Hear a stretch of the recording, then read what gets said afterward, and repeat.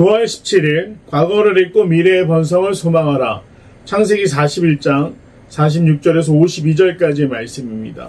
오늘 말씀을 보면 요셉이 바로 앞에 설 때 나이가 30세였다.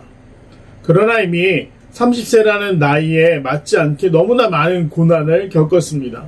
17살의 형들에게 팔렸고, 그리고 노예와 죄수로 13년간을 살아오면서 정말 요셉이 겪어야 될 이 모진 풍파는 쉬운 일이 아니었습니다. 그런데 이 30살이라는 나이를 생각해 볼 때 보통 유대 사회에서는 장년으로 이제 완벽한 성인으로 대우를 받을 수 있는 나이가 되었는데 요셉은 이미 이집트라는 강력한 국가의 총리가 되었습니다.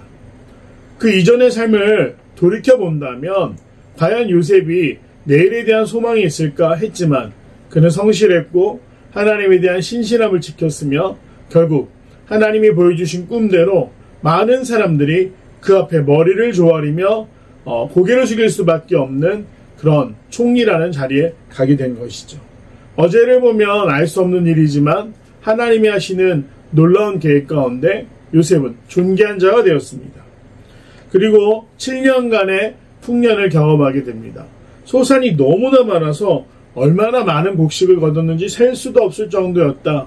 즉 애굽이 흉년을 준비하기 충분한 양의 곡식을 이 풍년의 기간 동안 거두어 들이는데 요셉은 지혜를 발휘해서 가학성 근처에 저장할 수 있는 곳을 만들어 그 식량들을 저장해 두게 됩니다. 그래서 그 수가 한이 없고 바다의 모래같이 힘이 많았다라고 성경은 기록하고 있습니다.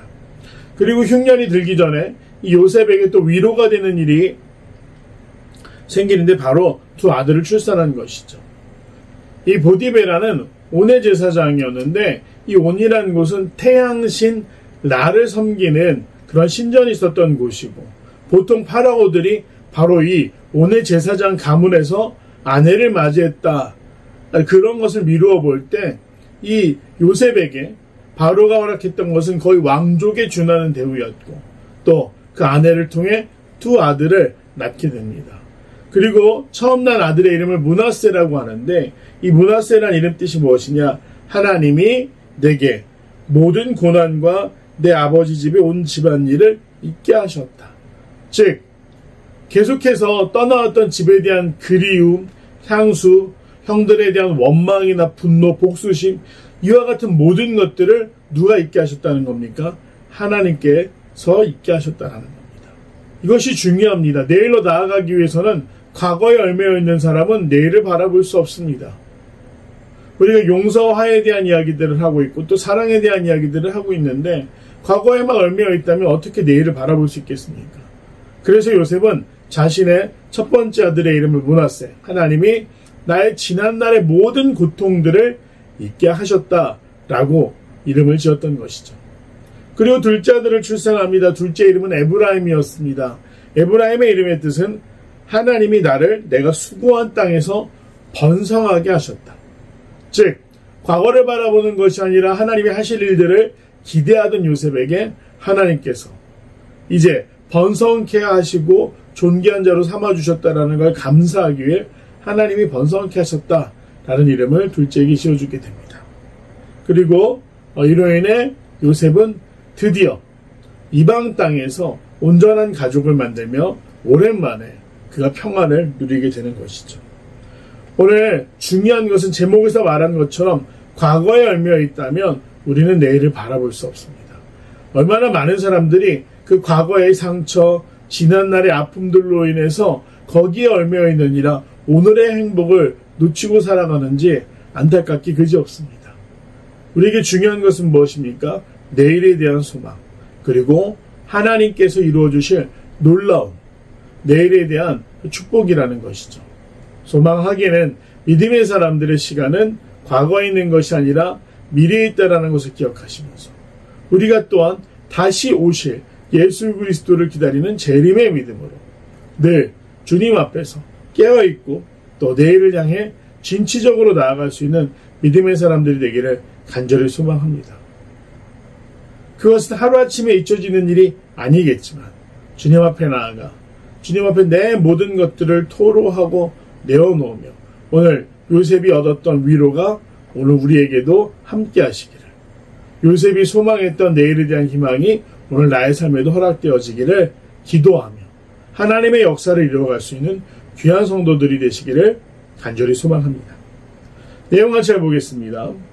요셉은 애굽의 총리가 된 후에 어떤 일을 합니까? 7년 동안 풍년이 왔고 이 풍년의 기간 동안 곡식들을 저장했습니다. 요셉의 두 아들의 이름과 뜻은 무엇입니까? 므낫세, 하나님이 내게 내 모든 고난과 내 아버지의 집 일을 잊게 하셨다. 에브라임은 하나님이 나를 내가 수고한 땅에서 번성하게 하셨다 라는 이름을 짓습니다. 3번 연구와 묵상. 요셉은 왜 자녀들의 이름 속에 하나님께서 하신 일을 담습니까? 그의 신앙 고백이기 때문이죠. 사실 그의 삶을 들여다보면 모진 풍파 속에 있었지만 그의 믿음은 오늘 므낫세와 에브라임의 이름처럼 하나님이 내일을 소망하게 하셨다. 그리고 그것을 이루어 주셔서 번성하게 하셨다 라는 신앙 고백이기 때문에 자신이 낳은 두 아들에게 하나님이 자신의 인생 가운데 어떤 일을 하셨는지 기억할 수 있도록, 또한 자녀들이 그것을 기억할 수 있도록 그러한 이름을 지었습니다.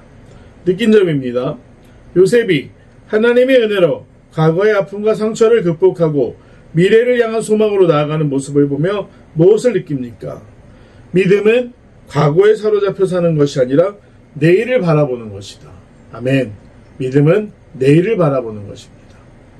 우리가 지난날로부터 자유롭다 말처럼 쉽지 않습니다. 얼마나 고통스러운 일이기에 여전히 나를 붙들고 있겠습니까?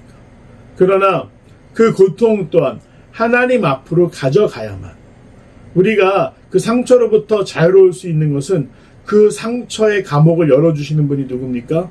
하나님이시다. 내가 성령의 감동 없이, 은혜 없이 회개와 용서가 가능하겠습니까? 오늘 소망하기는 그 문제를 가지고 하나님 앞에 나아갈 때 내일을 바라볼 수 있게 하신다 라는 믿음으로 주님 앞에 설 수 있는 귀한 성도들이 되시기를 간절히 소망합니다.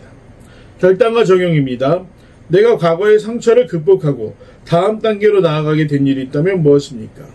해먹은 쓴뿌리를 은혜의 용광로에 녹여 미래를 소망하는 새 마음으로 빚기 위해 무엇을 실천하겠습니까?